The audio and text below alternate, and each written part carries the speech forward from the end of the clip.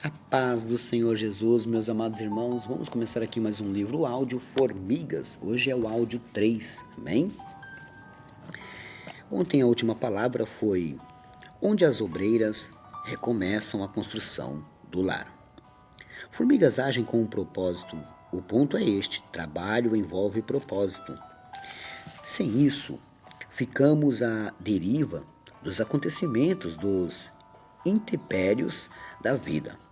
A falta de finalidades definidas dificulta ou até mesmo impossibilita a tomada de decisões sérias. Então, qual será o propósito do nosso trabalho?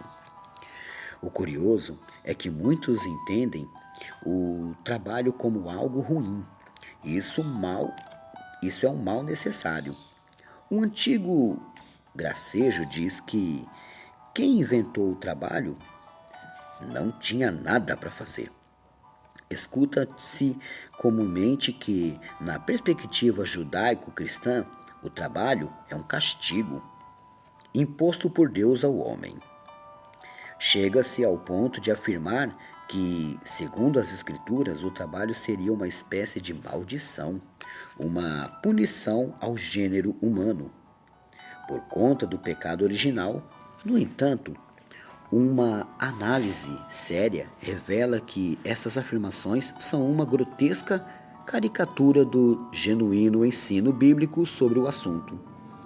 O que nós precisamos, isto sim, é saber quais são os objetivos do trabalho. De acordo com a Bíblia, trabalho não é maldição, é dádiva. O trabalho não veio como castigo pelo pecado, mas como um dom e uma missão. O primeiro homem deveria cuidar do jardim.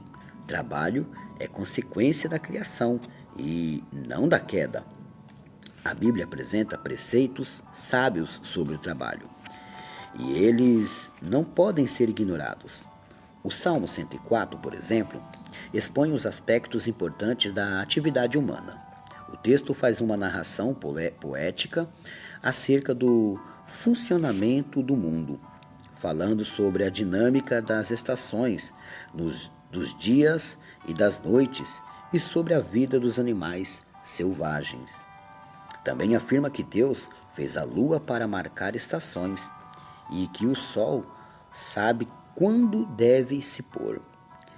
Trazes trevas e cai a noite. Quando os animais da floresta vagueiam, os leões rugem à procura da presa, buscando de Deus o alimento. Mas ao nascer do sol, eles se vão e voltam a deitar-se em suas tocas. Na sequência, o salmista afirma a ligação orgânica que há entre os seres humanos e o trabalho. Então o homem sai para o seu trabalho, para o seu labor, até entardecer. Analisando esses textos bíblicos, em contraposição à atual conjuntura do mundo profissional, podemos levantar uma série de questões urgentes e necessárias, a fim de refletirmos acerca do papel do trabalho em o nosso tempo. O trabalho desumaniza. Percebe-se no Salmo 104 que o trabalho é a parte de nossa humanidade. Assim como a lua e o sol marcam as estações, e assim como os animais predadores têm o instinto de procurar suas presas no momento próprio, o ser humano sai naturalmente para o trabalho. Somos, por natureza, Homo faber, isto é, seres capazes de fabricar ou criar com ferramentas e inteligência. No entanto, uma grande ironia do trabalho contemporâneo é a desumanização que o trabalho causa em muita gente, como Charles Chaplin já denunciou em Tempos Modernos, clássico do cinema lançado em 1936. Os trabalhadores correm o risco de se tornar como máquinas, seres sem vontade, que não veem propósito em sua atividade. Tanto é que assim é que as crises provocadas pela maneira errada de viver e interpretar o trabalho têm levado muitos profissionais a uma aposentadoria prematura, causada pela depressão, pelo estresse e pela ansiedade. O trabalho desorienta. Ao nascer do sol, os animais selvagens vão dormir. Então o homem sai para o seu trabalho. Trabalhar envolve uma saída, decidida, focada, convicta. Mesmo os que trabalham em home office precisam sair para trabalhar. Ou seja, quem trabalha em casa precisa se desligar da vida doméstica e dedicar força e concentração ao trabalho. Contudo, verificamos na sociedade atual, em diversos aspectos, que o trabalho, em vez de dar rumo, tem desnorteado as pessoas. Olhando por uma prisma prática e simples, sair para o trabalho tornou-se um inferno nas metrópoles, em razão do trânsito intenso de automóveis.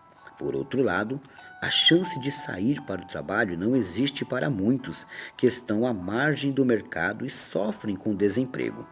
Por outra perspectiva, ainda a clareza do que significa sair para o trabalho não existe para muitos adolescentes que sofrem de indecisão crônica em relação ao curso que farão na universidade.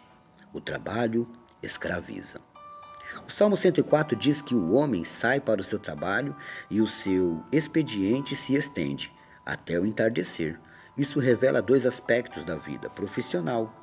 Primeiro, que o trabalho deve envolver parte expressiva do seu tempo. É uma atividade essencial à vida e merece dedicação, tempo e esforço. No entanto, há outro lado, deve ter limites na sociedade pós-moderna. Tem havido muito desequilíbrio entre o trabalho e o descanso. E eu paro aqui e amanhã tem mais.